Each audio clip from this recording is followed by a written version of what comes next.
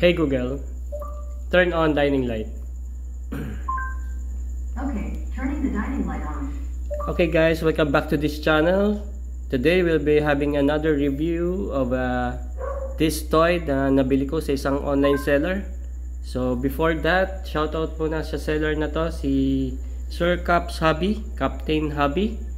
So visit nyo yung page niya, follow his page and message nyo siya para updated kayo kung ano yung mga products na ina-upload niya sa kanyang channel, para especially dun sa mga naghahunt ng toys, no?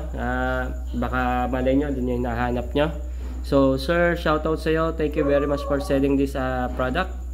Ang nabili ko sa kanya pala is it is a Siku 187 scale 1891 model. Ang pangalan niya is side crawler cable excavator. Okay, so this is a 187 scale, mas maliit sa usual na kino-collect ko. Okay, mas maliit kaysa sa mga trucks ko, ibang trucks ko. Okay, so meron na itong isang model na Siku brand din na ang scale is 1:50, mas malaki dyan. That is Siku, ang number niya is 3536. Okay, so ito ay isang Liber heavy equipment machine. Okay, as you can see, may marking siya ng Liber. It is a company na construction company na nagpo-produce and gumagamit ng mga ganitong heavy equipment. Let's take a look. Okay, ito yung details niya, yung paint job niya. Okay, look at that. There's a lot of details inside. Yeah, medyo mahaba yung boom din niya. Okay, alright, so dun tayo sa materials na ginamit dito. Starting this boom niya sa may bucket. The bucket itself is a metal. Ayan, focus tayo. Ayan, metal to. Ayan, itong bucket niya, excavator bucket na bubukas to manually. No, wala sa focus. Yan, there. Di bucket din yung bucket niya. May string attached dyan, yung parang winch niya. Okay, so yung mga rollers niya is made of plastic.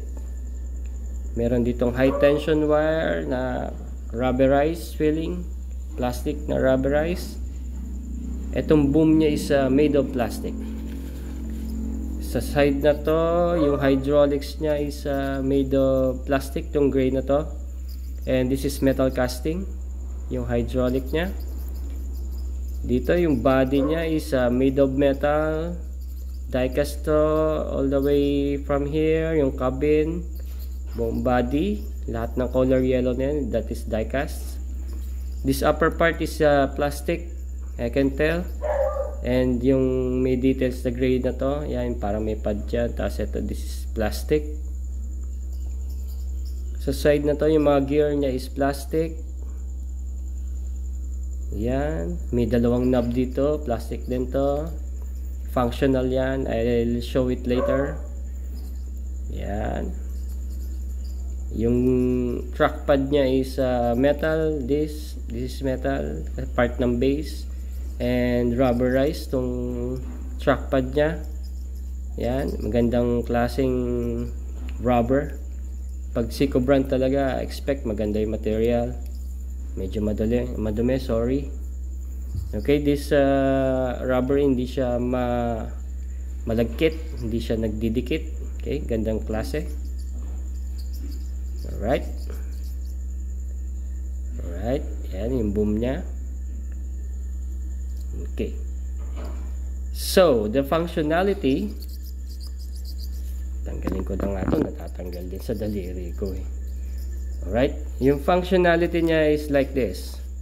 This is a crane, no? This is a crawler crane. And this knob, yung nasa baba na to, ang function niyan is para itaas yung boom. Like that. Like so. Alright, yan. And yung isang knob is para ibabaan niya yung bucket. Okay, so kikita nyo ba guys? Teka. Alright, yan. Look at that. Ibaba natin. Yun ang functions niya. Okay, look at that. Yung base niya, maiikot mo siya, may rotate mo 360 degrees. Wala siyang stopper. Yeah, maiikot mo siya. Yan. So, taas natin yung natin, bucket niya. Ayan. Yan. Yan yung most functionality niya. Then, ibang bato. Yeah. Balik tayo. Alright. Itong ano niya, mga markings niya, aside from LIBOR, dito sa ilalim may nakalagay lang na Siku 1891 model. Correct. That is 1:87 scale. Yan ang palatandaan dyan. Yeah. Okay, ito string nya. Yan, feels good din. Hindi siya basta-basta mapapatid, wag lang kakatirin. Wag lang gagamitan ng cutter.